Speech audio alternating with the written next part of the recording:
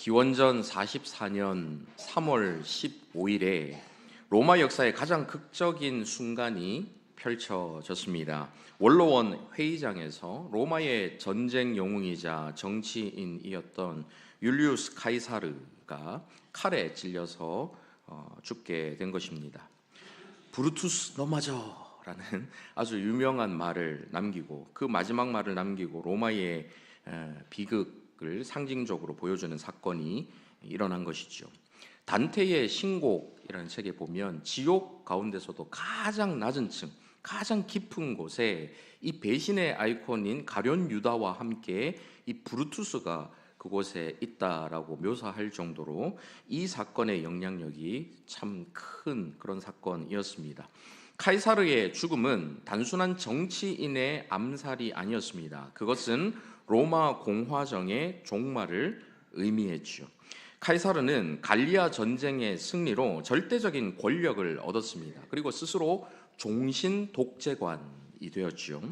공화정의 가치를 중시하던 이 원로원 의원들은 이를 참을 수가 없었습니다. 그들에게 이 카이사르의 권력은 자신들의 자유, 또 자신들의 권력, 그 로마의 자유에 대한 위협으로 느꼈던 것이죠. 그래서 그 원로원들이 같이 모여가지고 그곳에서 카이사르를 칼로 암살을 하게 된 것입니다.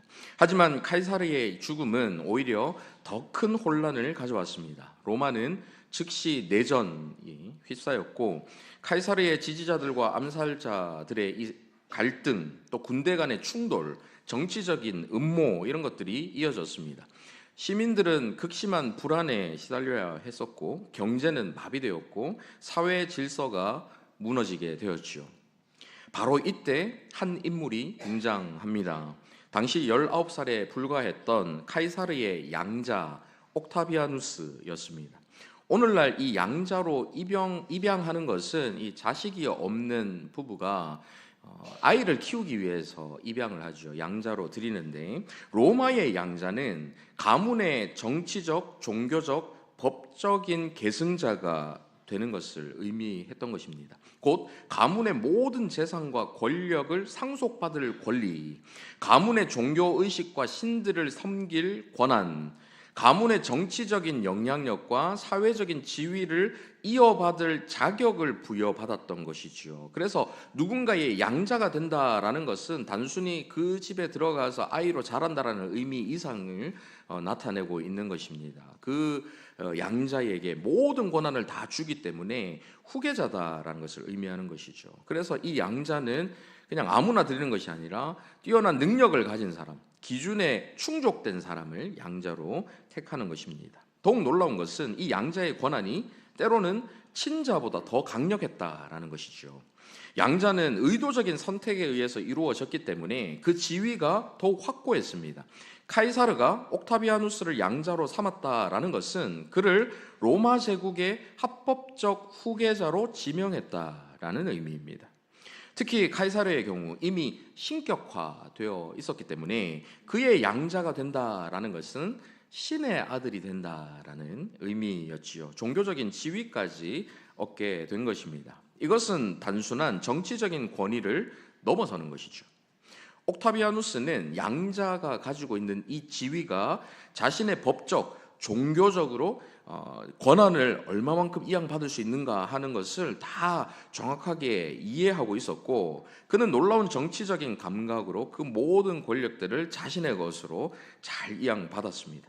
먼저 자신의 사유재산을 팔아서 카이사르가 로마 시민들에게 약속했던 돈을 지급했죠. 그러니까 민중들의 마음이 다 그에게, 옥타비아누스에게 모아지게 되었습니다. 마음을 사로잡는 아주 탁월한 전략으로 볼 수가 있죠. 그는 또한 신의 아들이라는 이 종교적인 권위를 교묘하게 활용했습니다. 카이사르의 암살자들을 처단하는 것이 자신의 종교적인 의무다라고 선언을 했지요. 이것은 많은 로마 시민들의 지지를 얻게 됩니다. 그는 공개적인 자리마다 카이사르의 이름을 언급했고 자신이 정통한 후계자다라는 것을 강조했습니다. 13년간의 치열한 내전이 이어졌는데요. 이 옥타비아누스는 때로 적과 동맹을 맺었다가도 때로는 동맹을 배신하기도 했습니다. 때로는 자비를 베풀기도 했고 때로는 무자비한 폭력을 행사하기도 했지요.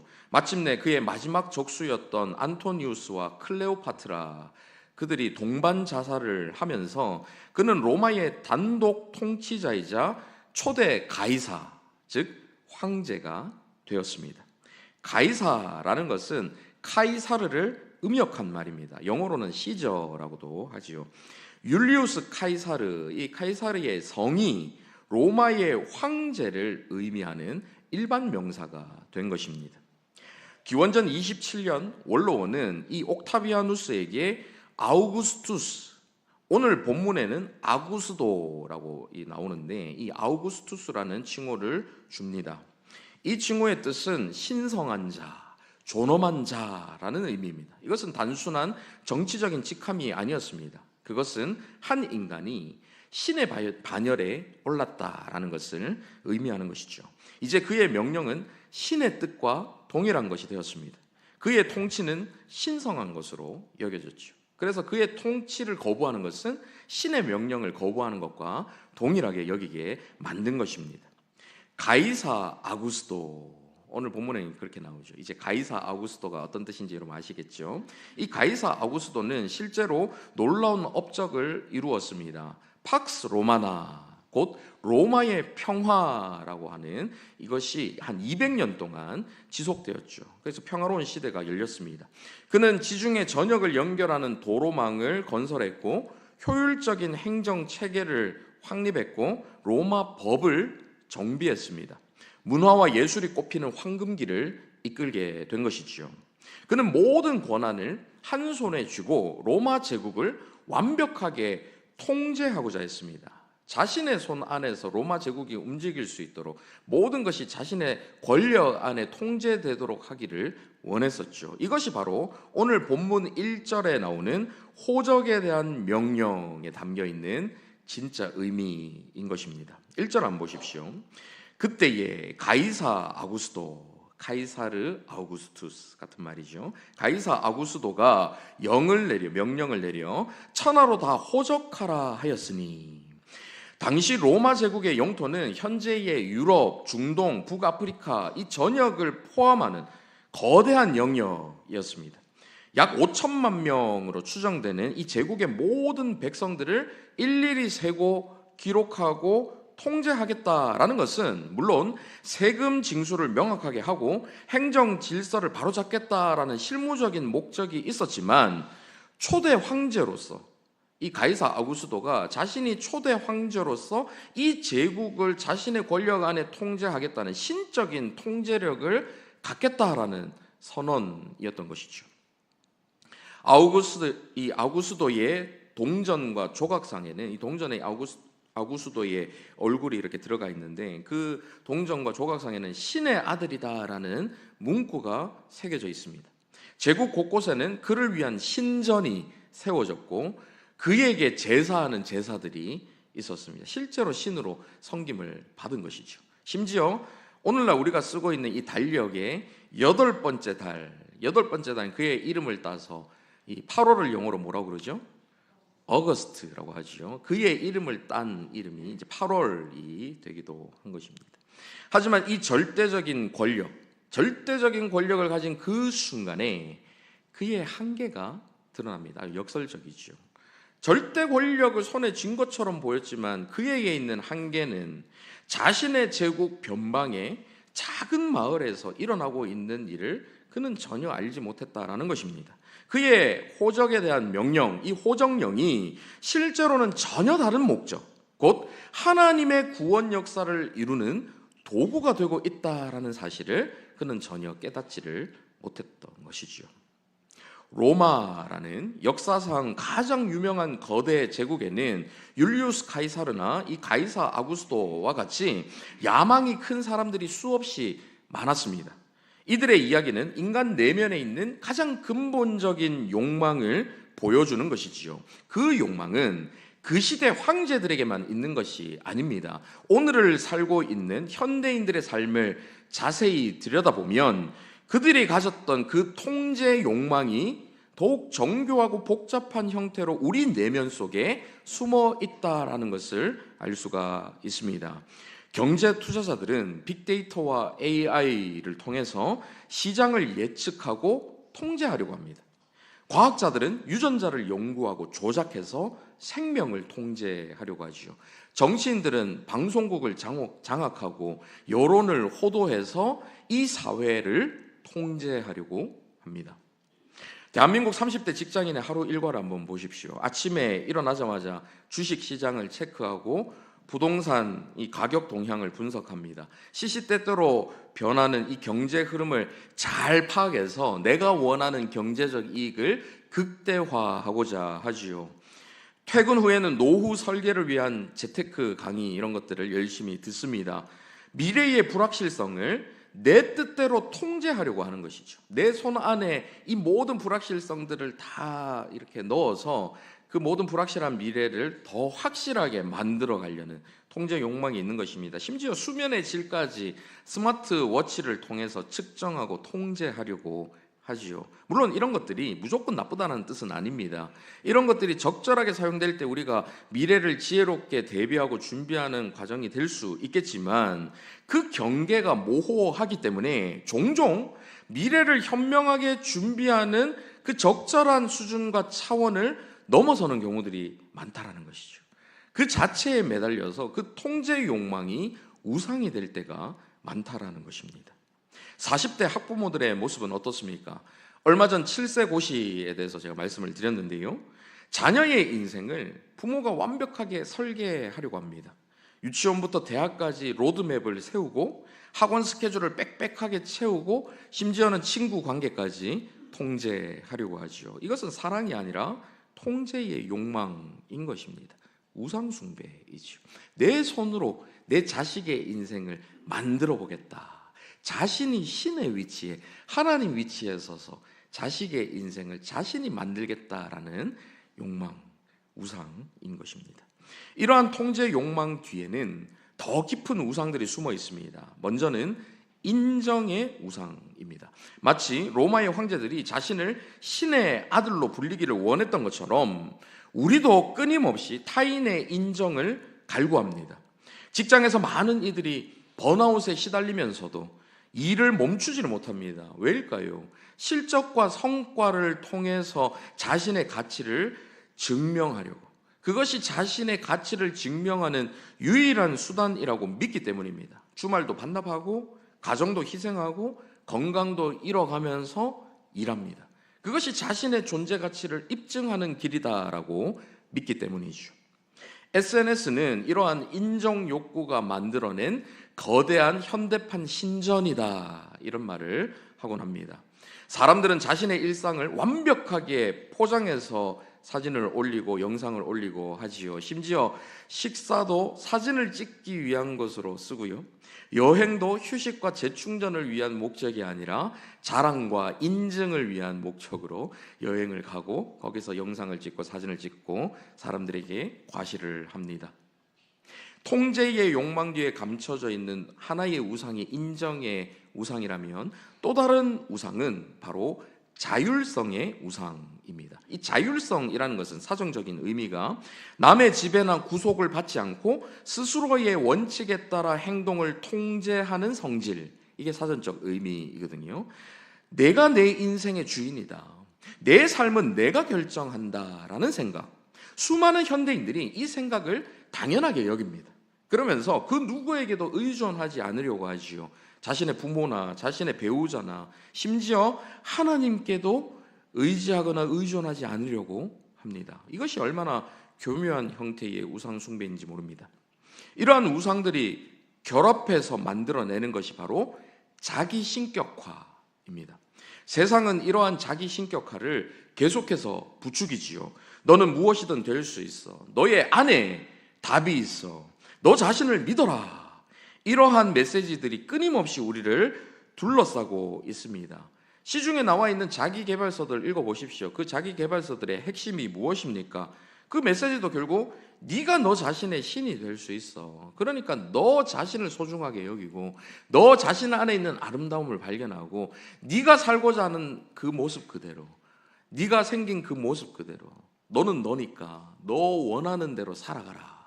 Love yourself. 너 자신을 사랑하라. 계속해서 그런 메시지들이 주어지는 것이죠. 너희 눈이 밝아져 하나님과 같이 될 수 있다라고 말하는 아주 고전적인 속삭임인 것입니다. 하지만 이 모든 시도는 실패로 끝날 수밖에 없습니다. 아무리 철저하게 계획하고 준비해도 예기치 못한 사고나 질병이 모든 것을 무너뜨리고 맙니다. 자녀를 완벽하게 통제하려고 해도 말 잘 듣는 자녀를 만든다 하더라도 그들은 결국 자신만의 길을 선택할 수밖에 없습니다. 부모가 자식의 인생을 대신 살아줄 수가 없어요. 자식이 성장하고 자기의 길을 개척하는 끝까지 부모가 따라갈 수도 없고 24시간 감시하면서 그들에게 선택 일일이 하나하나를 다 해줄 수가 없습니다. 결국 자신들의 길은 자신들이 선택할 수밖에 없어요. 은퇴 후의 삶을 철저하게 준비해도 예상치 못한 경제 위기가 모든 계획을 물거품으로 만들고 맙니다. 젊은 청년들의 삶도 마찬가지입니다. 나이가 어리다고 해서 젊다고 해서 고난이 피해가질 않습니다. 원하는 대학에 진학을 하고 결혼 준비를 다 하고 원하는 좋은 직장을 잡은 청년들이 갑자기 큰 병에 걸리거나 예기치 않은 사고를 당해서 모든 꿈을 접어야 하는 경우들을 우리는 주변에서 목격합니다. 실제로 경험하죠. 이것이 바로 우리의 현실입니다. 우리는 내일 일도 아니요 한치 앞도 볼 수 없고 알 수 없는 존재입니다. 우리의 생명이 언제 끝날지 모르고 우리가 사랑하는 그 사람들과 언제 헤어질지 모르는 한계 많은 인생을 살아가는 것이 저와 여러분의 삶인 것이죠. 그러니 우리 힘으로 역사를 통제하려 하고 내 인생을 통제하려 하고 내가 원하는 방향대로 설계해서 걸어가려고 하더라도 이 한계가 그렇게 하지 못하도록 만드는 것입니다. 이렇게 한계 많은 인생과 통제할 수 없는 세상의 역사를 완벽하게 통치하시는 분이 계시는데요. 그가 바로 모든 한계를 초월하시는 우리 주 하나님이십니다. 여러분 아멘이십니까? 전지전능하신 하나님께서는 인간의 이러한 교만한 시도들조차도 자신의 구원 계획을 이루시는 도구로 사용하십니다. 가이사 아구스도 그는 호정령을 통해서 제국을 효율적으로 통제하려 했습니다. 자신의 손 안에 넣고 자신의 눈 안에 넣어서 제국을 자신이 원하는 대로 통제하며 다스리려고 했어요. 하지만 그것은 실제로 자신도 모르게 메시아 탄생 예언을 성취하는 도구가 됩니다. 오늘 본문 3절에서 5절 한번 보십시오. 같이 한번 읽어보실까요? 시작. 모든 사람이 호적하러 각각 고향로 돌아가며 요셉도 다윗의 집 족속이므로 갈릴리 나사렛 동네에서 유대를 향하여 베들레헴이라 하는 다윗의 동네로 그 약혼한 마리아와 함께 호적하러 올라가니 마리아가 이미 잉태하였더라. 여기서 호적령은 동네 근처에 그냥 가까운 주민센터 가가지고 호적하는 것이 아니라 자신의 본적지로 가야 되는 거예요. 자신의 본적이 기록되어 있는, 등록되어 있는 그곳으로 가서 이 호적을 하는 것입니다. 인구조사를 하는 것이죠. 그래서 이 호적령은 이 질서를 잡고 모든 것을 통제권 안에 넣으려고 하지만 오히려 이 호적령 때문에 각자의 생업을 내려놓고 자기 고향으로 다 가야 하니까 오히려 혼란스러운 상황이 야기될 수밖에 없었습니다. 요셉과 마리아는 출산이 임박했음에도 베들레헴으로, 다윗의 동네 본적지인 그 베들레헴으로 갈 수밖에 없었던 것이죠. 그런데 이 혼돈의 시간이 의도치 않게 그들로 하여금 구약 성경의 예언, 특별히 미가 5장 2절의 예언을 성취하게 만듭니다.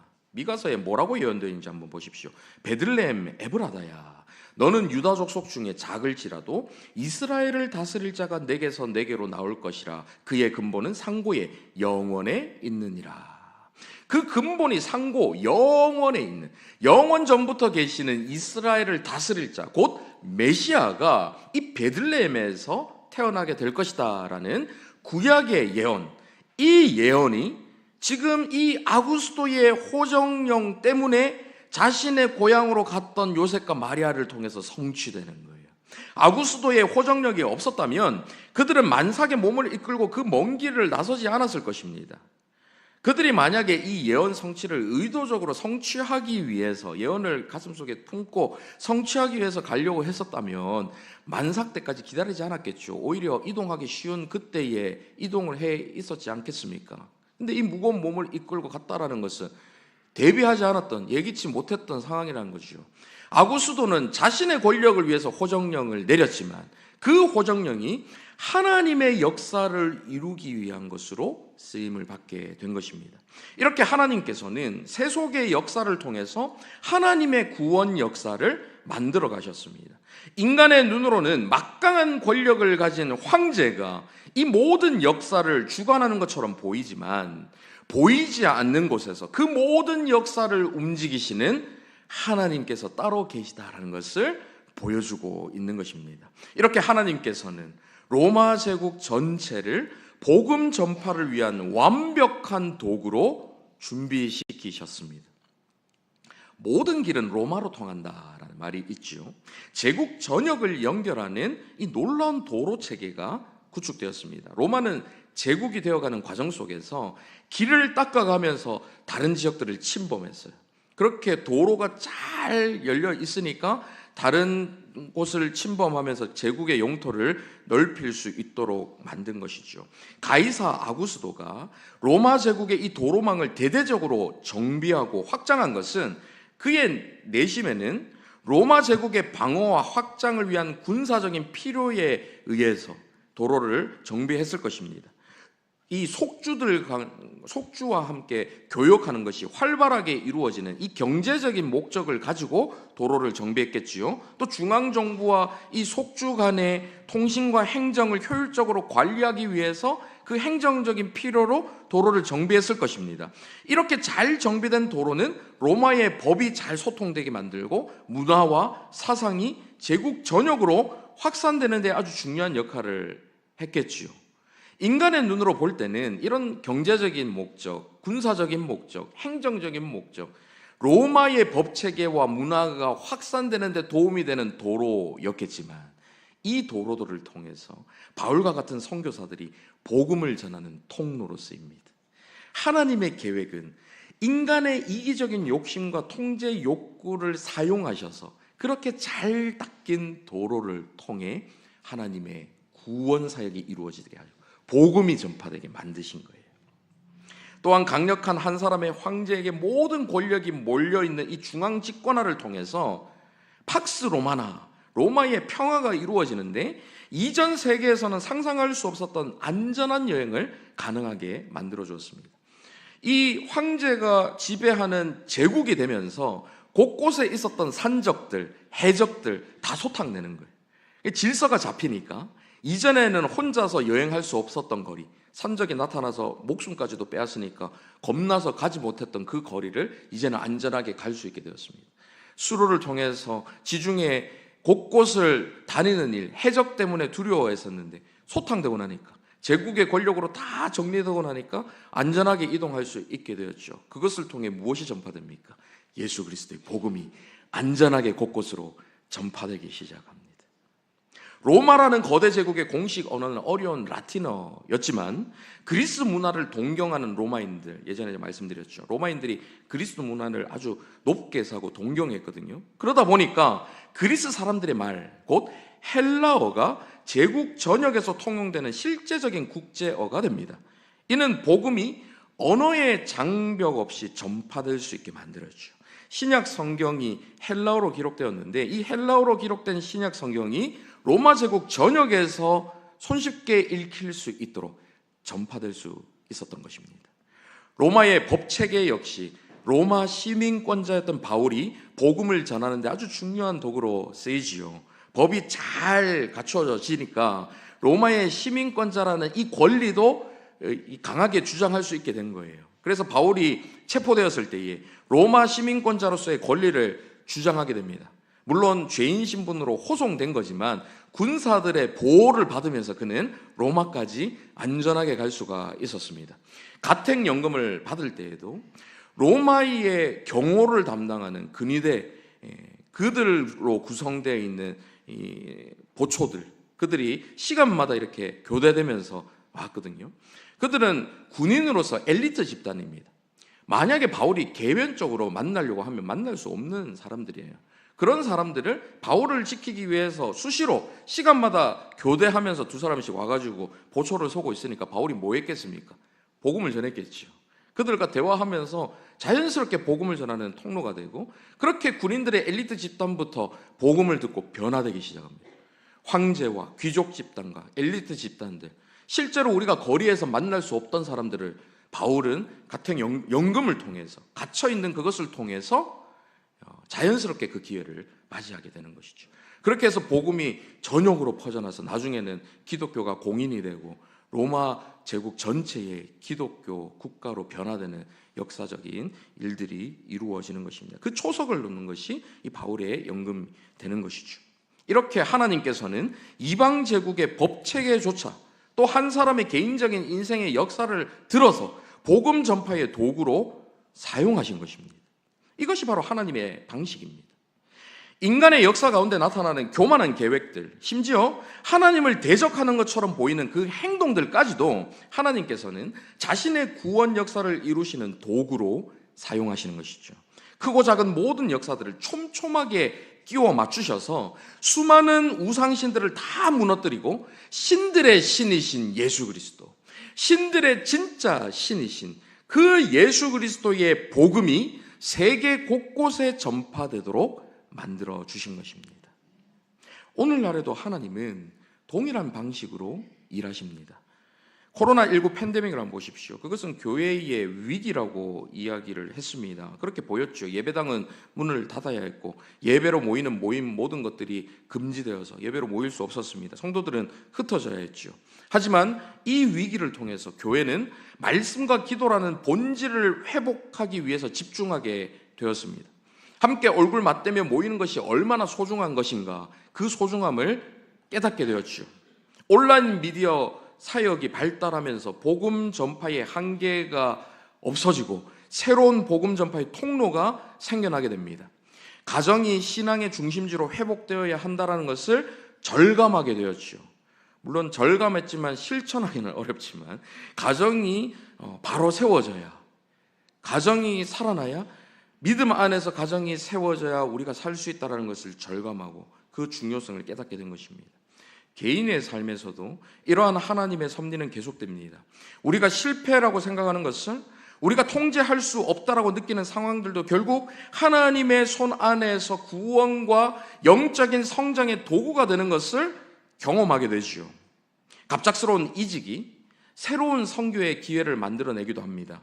건강의 위기가 지난주 말씀드린 것처럼, 또 우리 기도하신 장로님께서 기도하신 것처럼 침묵의 시간을 갖게 해서 하나님과의 독대하는 시간을 만들게 해서 영적인 각성의 계기가 되고 영적인 성장의 계기가 되기도 하지요. 관계의 어려움이 겸손과 성숙의 통로가 되기도 합니다. 하나님께서는 이 모든 것들을 들어 쓰셔서 하나님의 역사를, 하나님의 계획을 이루시는 일에 사용하신다는 거예요.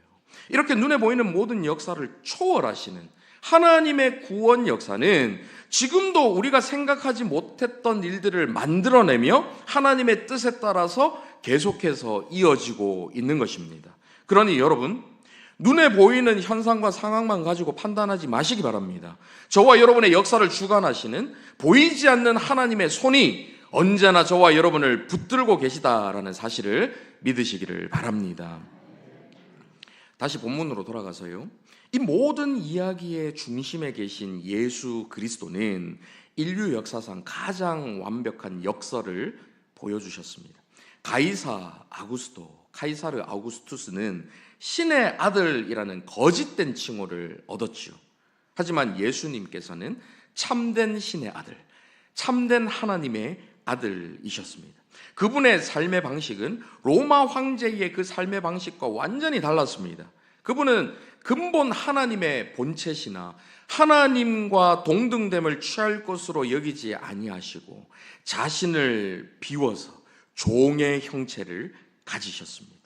높고 높은 하늘 위에서 그 하늘의 모든 영광을 다 뒤로 하시고 다 버리시고 낮고 낮은 이 땅 위에 오셨죠. 그것도 누추한 곳에 오셔서 자기 스스로 황제가 되려고 신의 아들이 되려고 한 것이 아니라 낮은 곳에서 자신이 진정한 왕이라는 것을, 사랑의 왕이라는 것을, 겸손의 왕이라는 것을 보여주셨습니다. 오늘 본문에서 나타나는 예수 그리스도의 탄생 이야기를 한번 보십시오. 천지를 창조하신 분이 동물들이 머무는 냄새나고 누추한 곳에서 태어나셔서 동물들의 먹이를 놓는 여물통 구유에 눕혀지셨습니다. 세상 모든 것의 소유자가 머리 둘 곳도 없는 삶을 사셨던 것이죠. 그렇게 자신이 가지고 있는 모든 것들을 내려놓음으로써 얻으신 분. 세상 황제들은 움켜쥐면서 잃어버리지만, 가지려고 하면서 다 내려놓게 되지만, 우리 주님께서는 모든 것을 내려놓으심으로 모든 것을 얻게 되시는 주님의 삶을 사셨던 것입니다. 겟세마네 동산에서 내 아버지여, 만일 할만하시거든 이 잔을 내게서 지나가게 하옵소서. 그러나 나의 원대로 마시옵고 아버지의 원대로 하옵소서. 이 기도는 인류 역사상 가장 위대한 항복 선언입니다. 전능하신 하나님의 아들이 자신의 모든 통제권을 완전히 내려놓는 것이죠. 내가 내 인생을 통제하겠다라는 그 모든 통제것들, 그 모든 우상들을 다 내려놓고 온전히 아버지의 뜻에 의지하고 의존하게 되는 것입니다. 그리고 바로 이 순간 인류 구원의 가장 위대한 승리가 시작되게 된 것이죠. 십자가에서 그분은 다 이루었다라고 선언하셨습니다. 이것은 단순한 생의 마감이 아니었습니다. 인간의 모든 통제 욕망, 자기 구원의 시도, 자기 의의 추구가 실패로 끝났다라는 것을 선언해주고 계신 것입니다. 십자가 위에서 모두 다 십자가 위에 못 박힘으로 그 모든 우리의 행위들이, 모든 그 시도들이 다 끝났다라는 것을 보여주신 것이죠. 동시에 그 모든 것을 비우고 내려놓음으로 하나님의 완전한 구원이 이루어졌다라는 것을 선포하신 것입니다. 부활하신 그리스도는 이제 새로운 삶의 방식을 저와 여러분에게 요구하십니다. 더 이상 우리의 힘으로 역사를 통제하려 하지 말고, 우리의 힘으로 우리의 인생을 다스리려 하지 말고, 내 뜻대로 내 인생이 흘러가게 만들려고 애쓰지 말고, 우리 힘으로 얻을 수 없는 구원을 내 힘으로 얻으려고 발버둥 치지 말고 주님의 뜻에 따라서 주님을 의지하며 살아라. 왜? 그분이 이미 모든 것을 이루셨기 때문에, 주님께서 우리 모든 것들을 이루셨기 때문에, 우리의 실패를 그분의 승리로 덮으셨고, 우리의 연약함을 그분의 능력으로 채우셨고, 우리의 죄를 그분의 의로 모두 바꾸셨기 때문에 나를 의지하지 말고, 내가 할 수 없는 내 힘을 의지하지 말고 그 모든 것을 성취하신 주님을 의지하며 살아라라고 요구하고 계신 것입니다.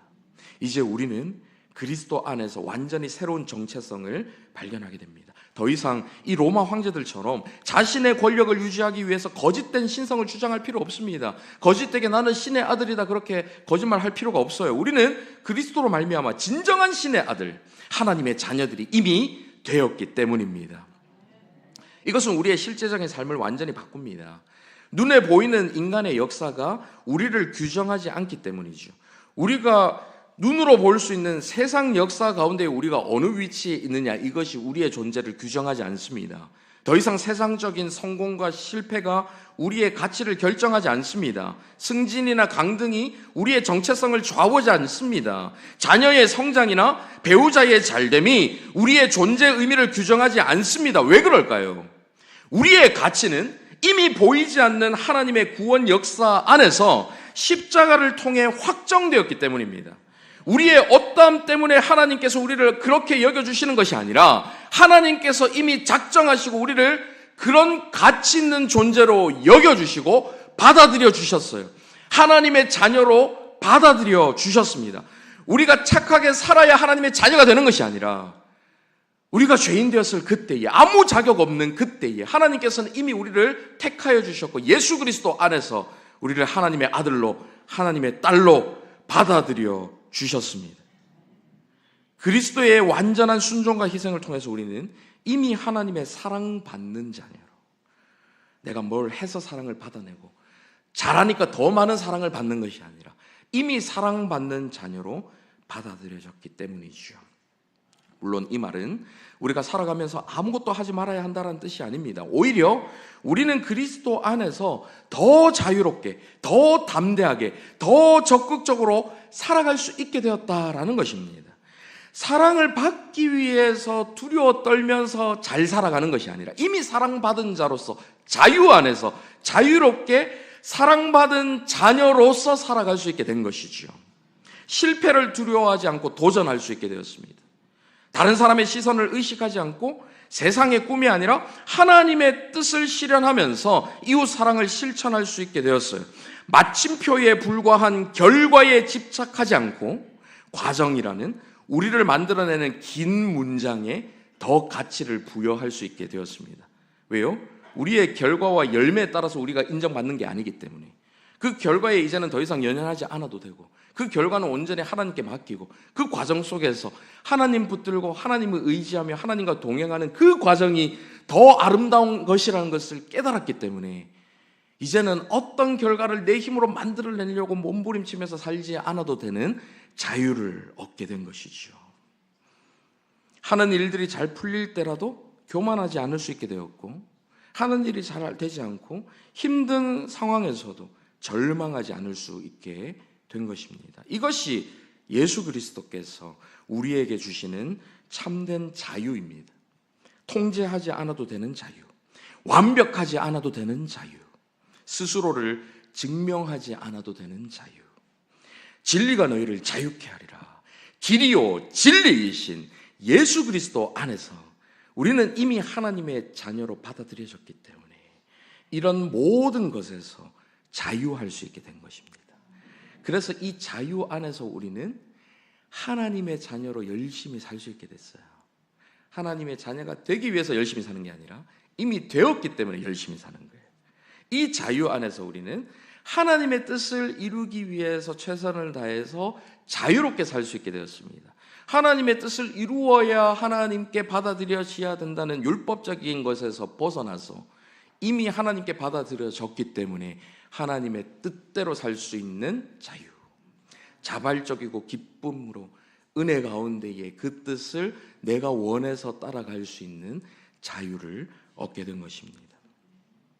우리는 이미 하나님의 사랑받는 자녀이고 인류의 역사를 초월하는 하나님의 구원 역사 가운데서 살아가는 사람이라는 것을 꼭 기억하실 수 있기를 바랍니다. 이제 말씀 맺겠습니다. 오늘 우리는 역사의 참된 주관자가 누구신가 하는 것을 보았습니다. 가이사 아구스토와 같은 이 권력자들은 자신들이 역사를 통제한다라고 여깁니다. 자신들이 역사를 통제할 수 있다라고 여깁니다. 하지만 실제로는 하나님의 더 큰 계획 안에서 그들은 작은 도구에 불과합니다. 하나님께서는 인간의 혼돈의 역사를 구원의 역사로 바꾸어 가셨습니다. 지금도 계속해서 그렇게 바꾸고 계시죠. 아구스도의 호정령과 제국의 건설은 예언의 성취와 메시아 탄생의 무대가 되었습니다. 마찬가지로 인간의 모든 계획과 노력은 결국 하나님의 구원 계획을 이루는 도구가 되는 것입니다. 하나님의 보내심을 받은 예수 그리스도께서는 가장 혼돈의 순간, 곧 십자가의 그 죽음을 통해서 가장 위대한 구원을 이루셨습니다. 실패처럼 보였던 그 순간이 성공의 시작이었고요. 죽음이 생명이 되고 저주가 축복으로 바뀌었습니다. 패배가 승리가 되었죠. 위대한 역설, 위대한 역전이 이루어진 것입니다. 가이사 아구스토의 제국은 결국 다 무너졌습니다. 그가 모르는 사이에 섬기고 있었던 하나님의 나라는 지금까지도 그 나라를 확장하고 있습니다. 가이사 아구스토가 건설했던 로마의 그 도로는 사라졌지만 그 도로를 통해서 전파된 예수 그리스도의 복음은 지금도 살아 숨쉬며 흑암과 죽음 가운데 있는 그 사람들에게 새로운 생명을 불러일으키고 있습니다. 눈에 보이는 제국들은 다 사라지지만 보이지 않는 하나님의 나라는 끝까지 살아남아 영원토록 그 영토를 확장하게 될 줄 믿습니다. 사랑하는 성도 여러분, 혼돈의 역사가 한가운데 서 있는 현재의 대한민국 안에서 우리는 통제할 수 없는 상황들로 인해서 불안해할 수 있습니다. 개인적인 삶에서 직장 생활 속에 예상치 못한 일을 만날 수도 있고요. 자녀의 삶의 방향이 기대와 다를 수도 있습니다. 우리의 건강에 갑작스러운 적신호를 만날 수도 있습니다. 이전에 우리는 이런 상황들을 앞에서 두려워하고 불안해하면서 원망했을지도 모릅니다. 하지만 모든 상황이 하나님 손 안에 있다는 것을 기억할 때 우리는 완전히 다른 반응을 보일 수 있습니다. 하나님, 이 상황을 통해 어떤 일을 하고 계신지 보여주십시오. 하나님, 이 일을 통해서 저를 어떻게 빚어가고 계신지 알게 해주십시오. 그리고 더 중요한 기도, 하나님, 하나님의 뜻을 다 알지 못하더라도 하나님을 끝까지 신뢰하며 믿음으로 살아가게 하여 주시옵소서. 우리는 이렇게 기도할 수 있게 된 것입니다. 그 믿음의 근거가 무엇입니까? 성경 전체를 통해 약속하신 예수 그리스도께서 실제로 이미 역사 가운데에 태어나셨다는 것입니다. 오늘 본문에서 나타나신 것처럼 실제 이 역사 가운데에 존재로 태어나셨다는 사실, 그 사실을 통해서 우리는 하나님의 약속이 성취되는 것이 사실이라는 것을 발견하게 되고 그 약속이 지금도 지켜지고 있다는 것을 확신할 수 있게 되는 것이죠. 그것이 가장 확실한 믿음의 근거가 되는 것입니다. 따라서 그 예수 그리스도 안에 있는 저와 여러분의 작은 역사 역시 하나님의 위대한 구원 역사의 한 부분이 되는 것입니다. 저와 여러분의 평범하지만 거룩하게 구별된 일상을 통해서 하나님의 뜻을 향한 저와 여러분의 작지만 멈추지 않는 그 순종을 통해서 예수 그리스도를 붙들고 의지하며 그분을 닮으려는 저와 여러분의 매일의 그 몸부림을 통해서 하나님께서는 지금도 여전히 그분의 나라를 확장해가고 계십니다. 세상과 모든 인생의 역사를 주관하시는 하나님, 예수 그리스도를 보내셔서 혼돈의 역사를 구원의 역사로 바꾸시고 완성시키시는 하나님의 그 선하신 섭리를 신뢰하면서 진리 안에서 자유롭게 당당하게 용기 있게 살아가는 저와 여러분 다 되시기를 간절히 바랍니다. 아멘. 말씀을 생각하면서 함께 믿음으로 비준비하시니 함께 찬양하도록 하겠습니다.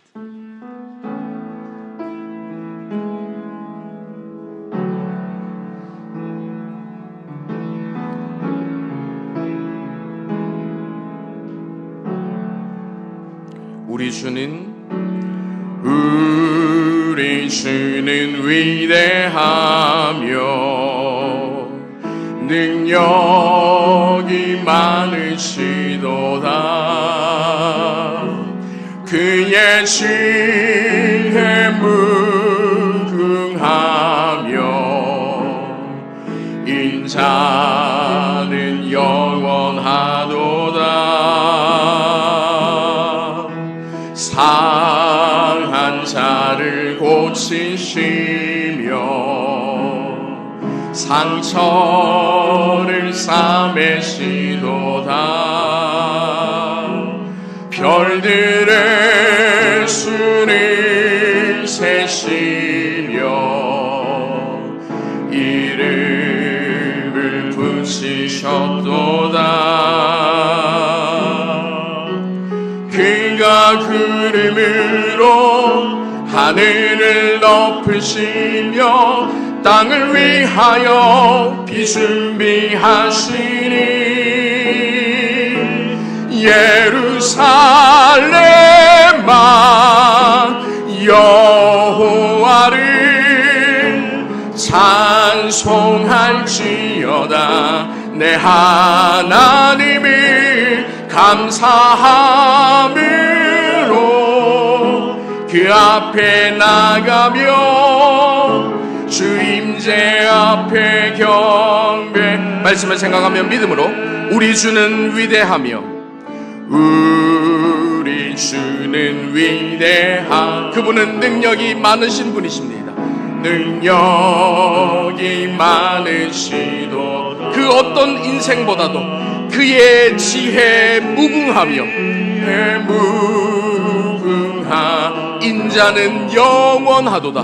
인자는 영원. 그 전능하신 하나님께서 이 땅 가운데 오셔서 상한 자를 고치시며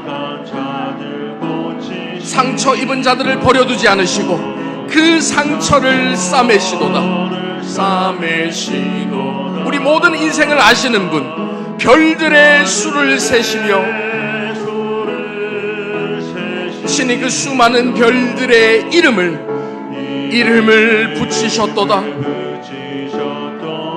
그가 구름을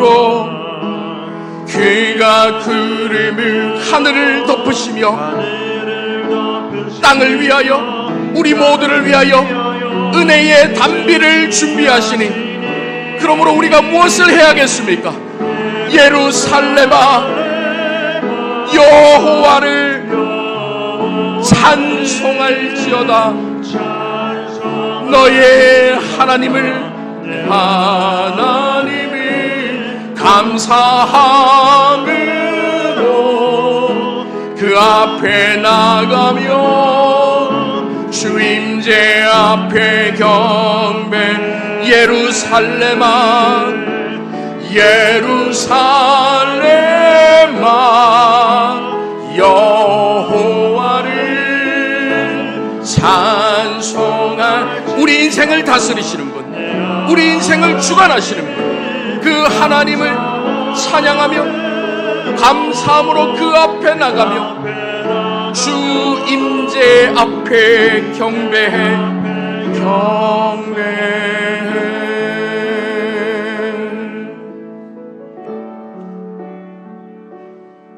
사랑하는 성도 여러분,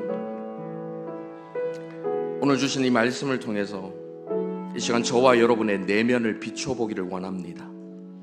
매일의 불안 속에서 스스로의 힘으로 살아가려 했던 모습들, 내 인생을 내 손의 힘으로 한번 움직여보고 바꿔보려고 시도했던 그 모든 시도들, 자녀의 미래를, 직장의 승진을, 재정의 안정을 나의 손으로 통제하려 했던 모습들, 우리 안에 있는 그 모든 교만의 우상, 그 모든 우상들을 주님 앞에 내려놓고 세상의 모든 역사를 주관하시는 하나님만을 신뢰하게 하여 주시옵소서. 내 삶의 크고 작은 순간들이 주님의 손 안에 있음을 늘 기억하며 세상 끝날까지 너희와 함께하겠다 약속하신 예수 그리스도를 의지하며 담대하게 살아가는 저희 모두가 되게 하여 주시옵소서. 주여, 한번 간절히 부르고 함께 기도하며 나가도록 하겠습니다. 주여, 자비로우신 아버지 하나님, 우리의 인생을 우리의 손으로, 우리의 힘으로 움직여보려 하고 바꿔보려 하고 통제하려고 했던 그 모든 우상 숭배를 이 시간 주님 앞에 내려놓습니다. 로마 황제처럼 나의 삶을 나의 통제권 안에 두고 내 마음대로 내 인생을 움직이고 내 마음대로 자식의 인생을 만들어내고 내 마음대로 내 삶의 모든 터전들을 통제하려고 했던, 통제할 수 있는 능력이 없음에도 그 능력을 발휘하려고 몸부림쳤던 이전의 모든 모습들, 그 우상들을 깨뜨려 주시옵소서. 인정의 우상, 자율성의 우상, 자기 신격화의 우상, 하나님을 떠나서 내 인생을, 그 역사를 내 힘으로 써내려가려고 했던 그 모든 우상들을 버리게 하여 주시고, 역사의 참된 주관자이신 영원의 하나님, 참된 구원 역사를 만들어주시는 그 하나님을 붙들고 살아가는 우리 모두가 되게 하여 주시옵소서. 예수 그리스도 안에서 이미 사랑받고 예수 그리스도 안에서 이미 자녀의 신분을 얻은, 이미 신의 아들, 이미 신의 딸들이 된 우리가 이제 더 이상 우리를 꾸미지 않게 하여 주시고 자신을 증명하기 위하여 헛된 삶을 살지 않게 하시고 온전히 주님 바라보며 자유 안에서 주님의 뜻을 자원하여 자발적으로 이루어드리는 우리 모두가 될 수 있도록 주여 역사하여 주시옵소서. 역사의 주관자 되신 전능하신 아버지 하나님, 가이사 아구스토의 교만한 통치마저도 메시아 탄생의 도구로 사용하신 것을 보며 주님의 놀라운 섭리 앞에 엎드립니다.